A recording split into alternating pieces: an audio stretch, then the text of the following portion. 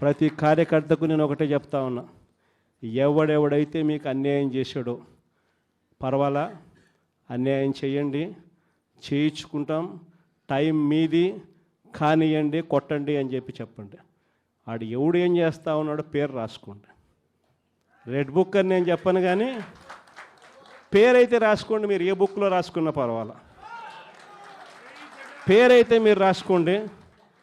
దాని తర్వాత మాత్రం అన్యాయం చేసినోనికి సినిమా మాత్రం మనం చూపిస్తామని చెప్తాను.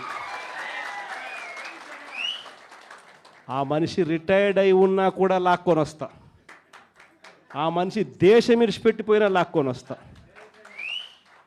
ఎవరిని వదిలిపెట్టేది ఉండదు. ఒక్కొక్కడికి మాత్రం సినిమా మాత్రం ఎలా చూపించానో అలా చూపిస్తామని మాత్రం చెప్తాను. ఖచ్చితంగా ఏదైతే నాటుతున్నారో, ఏదైతే ఇత్తుతున్నారో, ఇది రెండింతలు వీళ్ళకు పండే కార్యక్రమం కూడా జరుగుతుందని మాత్రం ప్రతి కార్యకర్తకు గట్టిగా చెప్పండి. ఎందుకనంటే ఈరోజు రాష్ట్ర వ్యాప్తంగా ఇదే జరుగుతూ ఉంది. ఒక్కొక్కని కథ వింటూ ఉంటే నిజంగా మనసుకు బాధ కలుగుతుంది. ఆ బాధ ఎలాంటి బాధ అంటే చెప్పలేం. అసలు మంగళగిరిలో ఒక పాపను, కృష్ణవేణి మంగళగిరి పాప, సోషల్ మీడియా పాప తీసుకొని పోయి, ఆడపాపను కూడా, ఆడకూతురు అని కూడా చూడుకోకుండా తీసుకొని పోయి హైదరాబాద్ నుంచి ఎత్తుకొని వచ్చి స్టేషన్లలో పెడతా ఉన్నారు. ఇంకొక పాప సుధారాణి, ఆ పాపను నెలలు ఈ స్టేషన్ నుంచి శ్రీకాకుళం నుంచి తిప్పినారు. శ్రీకాకుళం నుంచి కింద దాకా అన్ని స్టేషన్లు తిప్పుకుంటూ నెల రోజుల పాటు బెయిల్ రాకోకుండా తిప్పినారు.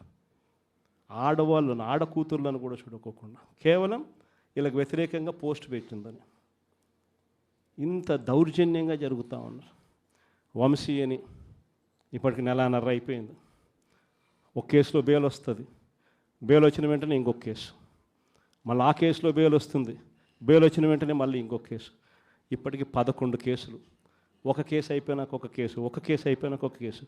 2 నెలలు దాదాపుగా వంశీ ఈరోజు జైల్లోనే కనపడతా ఉన్నాడు.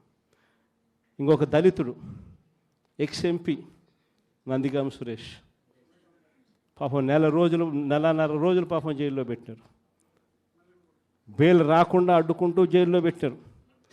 మళ్ళా చివరకు కోర్టుల ద్వారా ఎంతో కష్టపడితే బెయిల్ వచ్చింది. వచ్చిన తర్వాత మళ్ళా 3 నెలలు 4 నెలలు తిరగకపోతే మళ్ళీ ఈరోజు నిన్న మళ్ళా కేసు.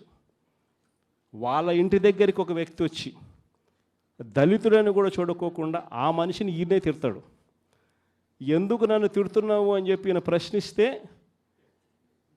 ఈయన మీద కేసు పెట్టి జైల్లో పెడతా ఉన్న పరిస్థితి మొట్టమొదటిసారిగా ఇప్పుడు చూస్తూ ఉన్నాం. అది ఈరోజు ఇంత దారుణంగా ఈరోజు జరుగుతూ ఉంది.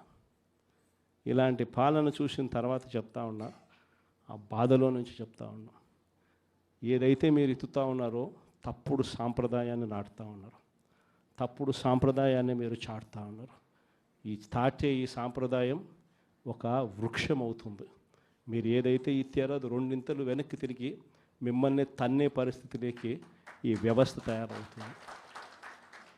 ఇలాంటి పరిస్థితుల మధ్య ఈరోజు మనం అంతా కూడా ఏకమై ఒకటి చెప్తా ఉన్నాం, రాబోయే రోజుల్లో గట్టిగా పోరాటం చేద్దాం. సంవత్సరం అయిపోయింది కళ్ళు మూసుకొని కళ్ళు తెరిచేసరికి. ఇక కళ్ళు మూసుకొని కళ్ళు తెరిచేసరికి మరో 3 సంవత్సరాలు కూడా అయిపోతే దాని తర్వాత మాత్రం వచ్చేది మన ప్రభుత్వమే. మంచి రోజులు ఖచ్చితంగా మనకే వస్తాయి. ఒక చీకటి అయిపోయిన తర్వాత ఒక పగలు రాక తప్పదు అన్నది ప్రతి ఒక్కరూ గుర్తుపెట్టుకోమని ఈ సందర్భంగా కోరుతాను. ప్రతి అడుగులోనూ కూడా సంవత్సరం అయిపోయింది కాబట్టి ఇక రాబోయే రోజుల్లో ఇంకా ఉధృతంగా కూడా ఉద్యమాలు చేయాల్సిన పరిస్థితుల మధ్య మన పార్టీ ప్రయాణం సాగుతుంది. ఈ లోపల మనం గ్రామ స్థాయి దాకా కూడా మనం వెళ్ళిపోయి గ్రామ కమిటీస్ ఫామ్ చేసుకోవడం దగ్గర నుంచి మొదలెట్టి బూత్ కమిటీస్ ఫామ్ చేయడం దగ్గర వరకు కూడా పూర్తిగా మనం చేసుకోవాల్సిన కార్యక్రమాలు, ఏర్పాట్లు అన్నీ కూడా వ్యవస్థీకరణగా మనం చేసుకునే కార్యక్రమం మనం చేసుకుందాం.